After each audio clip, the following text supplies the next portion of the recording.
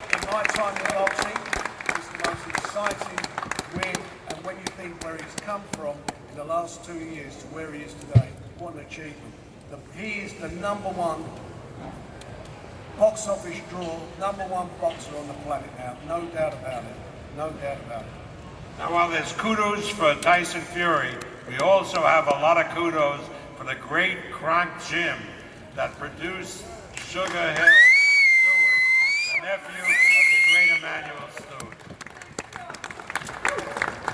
Yes. I just wanted to give, Jay, you were asked a question earlier you didn't get a chance to answer. I don't know if you remember what it was. But basically the decision to throw in the towel that was made in the corner, was that something that was discussed? Did Mark just throw it? I kind of wanted to know about that decision to end the fight. Yeah, and I'll let you guys go.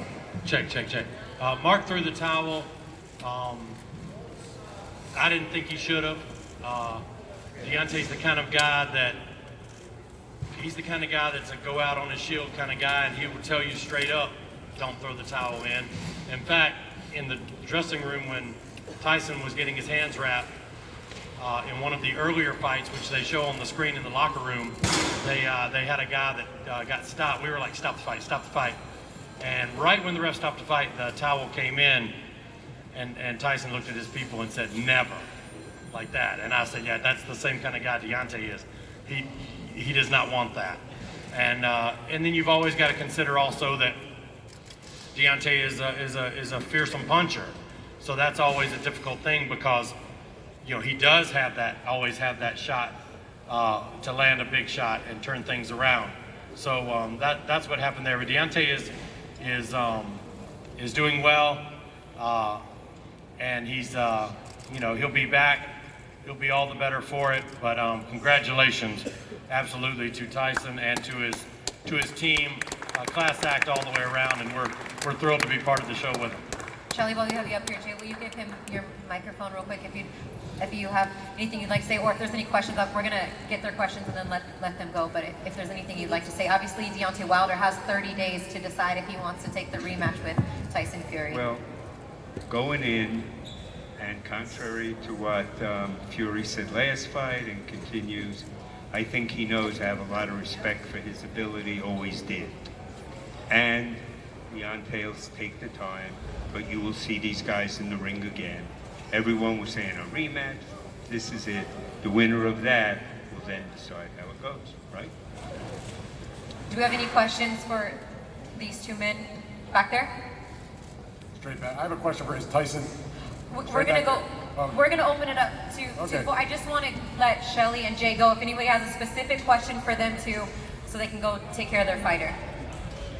Well, I'll ask Jay one question then. Go ahead, Dan. Jay, I know it's right after the fight. Did Deontay say anything to you or to Shelly in the dressing room afterwards that he would want to pick up that immediate rematch? Or are you going to give him some time to think about it? I didn't discuss it now, but I have told him many times I don't expect to die, but I've had insurance for 50 years. You have the rematch for a reason, no matter what. Anyone else right here? Jay, what is the extent of Deontay's injuries, if any? He had a small cut inside the ear, may have affected his equilibrium, and so he's just going to get a couple of stitches there. That's really the extent of it. It was a tough, grueling fight with a tough, grueling fighter, and so coming from 2 fights in a row, November, February, which he loves to be active, but this will give him some time to enjoy things, enjoy his family, and rest up a little bit. So I think that's what will be the next step.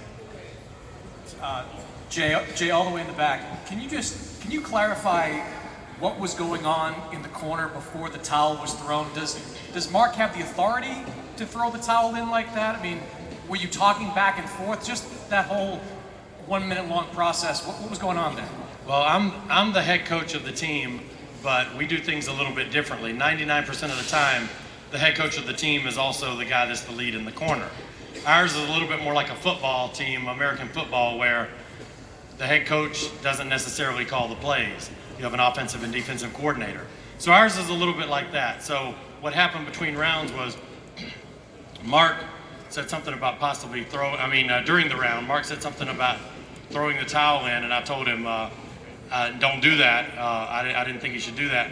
And then the fight went a little bit longer, and then I saw the towel go in. So I haven't talked to Mark about it, but we'll talk about it and figure out what exactly happened there. Jay, just what you were talking about with Deontay wanting to go out on his shield, that would lead us to believe that he will want this fight again. Whether it happens sooner or later. What is your exact opinion on his willingness to get back in there against Tyson? Yeah, I think absolutely. My guess is, knowing him like I do, that he will absolutely want to rematch. And these guys have put on 2 tremendous fights already. So I certainly think that the public, will want it, and I think we'll want it, and I think they'll want it, and so it seems a natural. So I think that's what you'll see happen. One more for Jay or Shelly, and then we're gonna let them go. One more? Any? Go. Hi, this question is for Tyson. Ryan O'Hara with FightNights.com. I want you to go into some details about referee Kenny Bayless. Do you feel like that he got involved in the action too much? Where am I talking to? Thank you guys. All the best. God bless. Thank you guys. Thank you. Where is this question at? Thank you. Oh, right here. Hands up. You. Well, way back here. I'm In the back, in the media section. Tyson. Ah, there you go. Yeah. Hey, Tyson. Yeah, my question, Ryan O'Hara with FightNights.com. My question is, do you believe that the referee, Kenny Bayless, was getting involved too much? And, what are your thoughts on that? It felt like that he was getting in between you guys too much. Listen, the man's got a job to do. He did a good job. He took control of the fight and he did what he had to do. I've got no problems with what he did, and it was what it was. It was a grueling fight while it lasted, and he was trying to clean it up in there. He hit me after the bell. Not after the bell, like after we said break, we hit each other.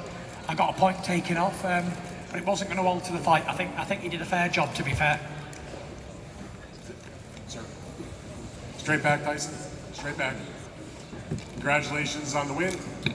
What I wanted to know from you is, when you started to talk to all of us about your strategy, that you were going to go right at it and go for the knockout and be more aggressive and not box like you did the first time, was that something that you were thinking about right after the first fight? Was that something that you sort of came to the rationale about during the build-up? Was it something that you spoke to Sugar Hill about?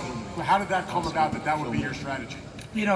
Everybody knows I'm a master slick boxer and I can jab and move around the ring for 12 rounds. But that didn't work last time. I got a draw. Like I said, a draw is a failure to me because all I do is win, win, win. And this time I wanted the knockout, and I think the only way I could guarantee that I was going to get a win was the knockout. So when me and Sugar Hill spoke, he told me that I would knock him out, and I believed in what he said. And also Andy Lee here, he told me that we'd knock him out as well. And we worked to a game plan in the gym, and yeah, we put it into practice in the ring. And one other question then, what you made your adjustment, obviously a much dramatic adjustment from the first fight. While you were in the ring, did you think or notice that Deontay had made any kind of adjustments in his game plan, or was he fighting essentially the same way that he fought you back 14 months ago? I felt like Deontay's jab had improved, and he did take his time more, like he said he did. It's like he said he would. And he was using his jab quite well, actually. I was very impressed with his double jab that he was using, and credit to his team for applying that in his fight, because when you've got 2 giant guys, I think the jab is very important. It sets everything up. I thought he was definitely an improved fighter to what I thought before, and he was heavier. I wasn't able to bully him around as I did last time and close, because he was a lot heavier than he ever was. So yeah, I did see improvements in his game, but tonight was my night, and I was never going to let anybody take it from me. Russell? Hi. Spartan. You said, you kind of say, as Bob said, we laid out the game plan. You said to me in a private interview at Bob's office earlier in the week that you wanted this to be the most complete performance of your career. Do you think it was tonight? I'm my own worst critic. And even though it was a fantastic performance and I got a great win, I know I can do better. And I've only just started me at Sugar Hill with this style. We've had 7 weeks to perfect a style that takes years at the Cronk gym in and out. But I'm a quick learner, and I aim to get back to work straight away work on my balance, work on my straight punches, and we're going to be putting people to sleep, left, right and centre. Don't forget, when I came here, they said I can't punch. Deontay Wilder said himself that I've got 2 pillow fists. But, you know, not bad for an old fat guy who can't punch, eh? Done all right, didn't I? Yes, Tyson. Yes, Tyson. And finally, Deontay might need a bit of time to recover from this. Is there any prospect that you could fight Anthony Joshua next and then Wilder afterwards? The spoils of war has just happened. I need to enjoy this victory. Deontay will need time to recover from the fight, but I'm almost sure that he'll take a rematch because he's dynamite puncher, and at any time he can take somebody out with that danger, and you're always in a fight. So I'm pretty sure we'll do it again, run it back again if he wants to. But if he doesn't want to, then these are me promoters, and you know, whatever they want to do, I'm happy with. Whoever's next will get the same treatment. That's for sure. Thank you. Next question. There he is. He's next. Teofimo Lopez. He's the man. Yeah, he was actually here to call you out. I know you didn't know. Don't call me out. There he is. I want to see that performance over Loma next. Is there no one else? Tyson. I've got to go party. Yeah, a couple more. Tyson, congratulations on the victory. So where are you going to party? What's the deal? Tyson Fury's official after party is Hakkasan. Be there or be square. We're taking over, Gypsy King style. Coppinger, is that your question? We got one more question. Should people recognize you now as the biggest puncher in the heavyweight division, Tyson? I'm an old feather duster who can't break an egg. Pillow fist is not the biggest, heaviest punch. Exactly, old pillow fist here, can't crack an egg. A feather duster. But you know, 6'9", 21 knockouts in 30 fights. Ain't so bad considering I've never really looked for knockouts in my career. I always look to use my boxing skill. But with this weight alone and technique, right, Chuck, we can knock out anybody, can't we?